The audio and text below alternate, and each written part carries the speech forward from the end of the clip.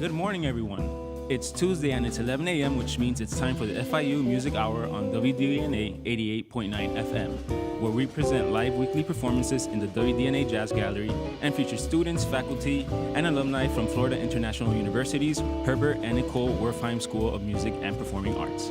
I am your host today, Jesus Gallimore, and along with our executive producer, Dr. Karen Veloz, we would like to welcome you to our show. Whether you're listening to us at home, in your car, or live on wdana.org/FIU, we are delighted to have you with us. Today, we're pleased to feature the Carl Clements Quartet with Carl on tenor, soprano saxophones, and bansuri flute. And on the rhythm section, we have Dr. Russ Spiegel on guitar, Vincent Dupont on bass, and Lucas Apostolaris on drums. So saxophonist, flautist, and composer Carl Clements performs internationally in a variety of styles, with a particular focus on jazz, Hindustani classical music, and various forms of improvised and pre-composed music. He's featured on numerous recordings and has performed at jazz festivals, concerts in the United States, Europe, Asia, South Asia, and Southeast Asia. He received a PhD at the Sydney University of New York, a Master's of Fine Arts from the Cal Institute of the Arts, a bachelor's in music from Berklee College, and has studied Northern Indian classical music on the bansuri since 1989.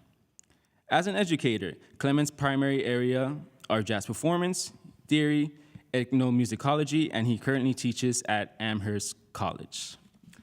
So for the first piece that the group will play today, it's called One for Joe.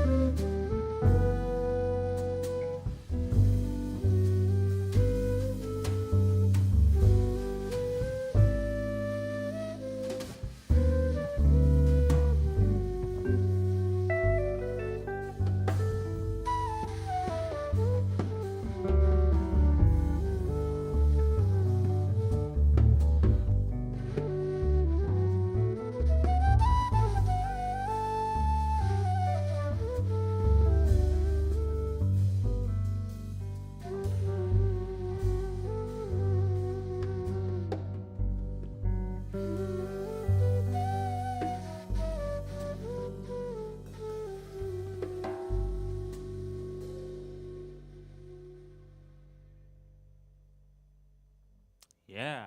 Wow, that was beautiful. So that piece that you just heard right now is called Sanyog. And here we go. So, Carl, good morning. How you doing? All right, and yourself? I'm doing good. I'm doing good. To start, may I ask what's your musical background and how did you end up learning the tenor, the soprano, and specifically the Bansuri flute, which we just heard right now? That's very curious about that. Yeah, sure. I mean, I started saxophone pretty early when I was around 10 or so, and ended up going to Berklee College of Music and getting, inspired by the usual legends of jazz, Coltrane, Rollins, and Shorter, et cetera. And, but at a certain point, I just felt like I wanted my improv to go in I wanted to just explore other forms of improvisation. Even though sort of jazz is always my first love, I just felt I was inspired by people like John Coltrane, who explored just about everything and anything they could find to enhance their music. And I knew that Coltrane was really interested in Indian music. So when I decided to do my master's degree, I chose the California Institute of the Arts because they just had a wonderful world music program there as well as a great jazz program. And so I got involved in playing Indian classical music while I was there. And then in the future, I went to New York and studied with Steve Gorham for a while, who's a wonderful Bansuri player himself, and then ended up going to India. And what originally was supposed to sort of just be a little bit of a flavor ended up becoming a real passion. So, nice. And eventually I just found that the Bansuri, the Indian flute, just kind of, I had developed enough facility that all the jazz I knew started to be able to happen to a certain degree within certain limitations on the Bansuri. So that's how that came into the picture. Yeah, and that's interesting because usually, and I'm pretty sure like your band members will tell you, with certain saxophone players that they play with, usually they will double on the flute. But with the Bansuri, that really kind of like piqued my interest on that one. So that's very nice, very nice. Yeah, it's a little bit of a different. I mean, I also play flute. I'm not playing it on this set, so the fact that I could play flute made Bansuri a good instrument to pick up. Yeah. Well, it just adds to the repertoire of what you could play. So that's actually pretty cool. So we'll segue to what's your biggest musical influences? Oh, that's a hard one, but so many and diverse. I mean, early on it was, the greats, Sonny Rollins, Wayne Shorter, John Coltrane, Joe Henderson, and of course, they're still idols of mine. And then, started getting interested in, I really loved Dave Holland's ensembles in the 80s with Steve Coleman, and that really inspired me. And really loved, around the same time, Paul Motion's groups, like with Lovano and Paul Motion and Bill Frisell, just beautiful stuff. And it just was stuff that was kind of pulling me into a more seeking kind of a direction. And then on Indian flute, I actually ended up writing my PhD dissertation on Panalal Ghosh, who's the guy who brought the Indian bamboo flute back into Indian classical music in the 20th century. There's a whole dissertation behind that I won't get into right now. But so Panalal Ghosh is also a huge influence, and so many other Indian classical musicians, Amir Khan, and just so, and of course my own Bansuri teacher, Nityanand Haldapur, a really fabulous Bansuri player. So, and Bartok and Stravinsky and Ligeti and all over the place, yeah. Yeah, nice, wide variety of influences. That's great. Your band members, how did you get to know them? Tell us about them. Sure. Well, how you met them? Anything. Well, Russ Spiegel on guitar is a longtime friend. We got to know each other when we were both living in New York City, and we were both taking some classes at the CUNY Graduate Center and started just running into each other at jam sessions, and just decided that we had a real compatible interests and energy, and so we ended up playing a bunch of gigs in New York City, and then I got a tour together in India that we went to India together for a month or so, I forget, and just did a bunch of gigs out there because I'd been going to India for years and had a lot of connections out there. So that was great. And then later on, we went to Russ organized a tour in Europe together, and so we've played together a whole lot, and really, but now that he's moved down to Miami and I'm living up in New England, we haven't been able to play for a while. So it's really a great pleasure to be able to play together again. And Lucas, I know from the University of Massachusetts. We didn't actually really get to play together much back then, but that was many years ago, another lifetime. So it's really nice to be able to reconnect him and just hear, Of course. how beautifully he's playing these days. And Vince, this is my actual, I have to admit, first time actually even meeting him today, and he's doing a fantastic job. My music is not easy, and he's just completely nailing it. Yeah, you wouldn't know that it would be his first time. The group just sounds Yeah, no, I'm tight, loving this really group tight. already. Yeah. And then your compositional approaches. You've been to all these great universities and studied, and it's kind of funny I would say this. You studied North Indian music longer than I've been alive. So like, how does all of that pitch into your compositions? Well, it does in various ways. For a long time, I kind of resisted it being a super deliberate influence because I really wanted it to be just very natural. Just, I feel like I didn't want it to just be the usual East meets West, forcing one thing on top of another. And, there's certainly a lot of commonalities between the music, but it was a while before I was really willing to compose very specifically thinking that way.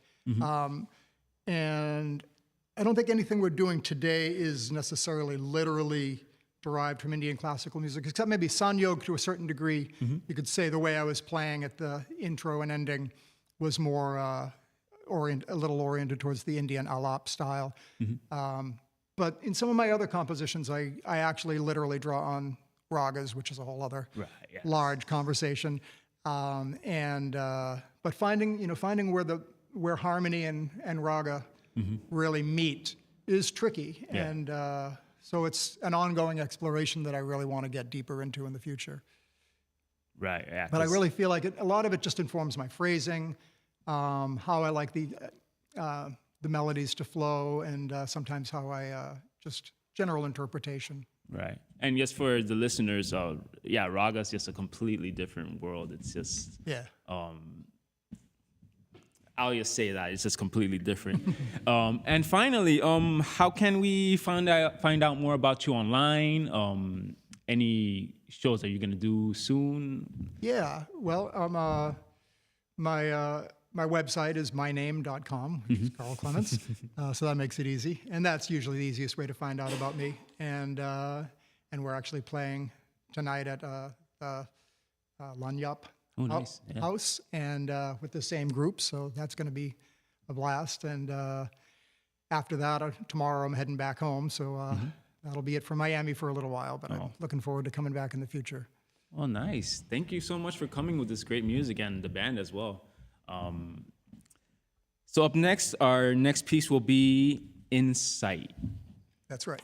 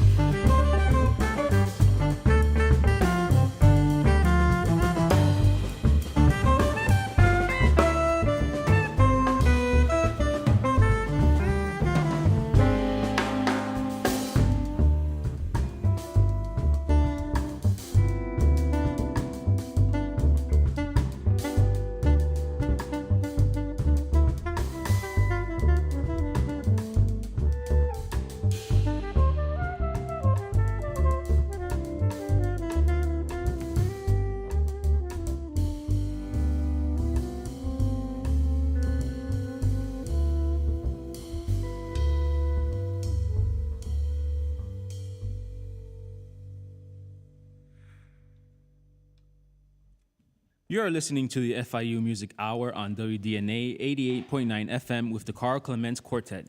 We'll be right back after these messages.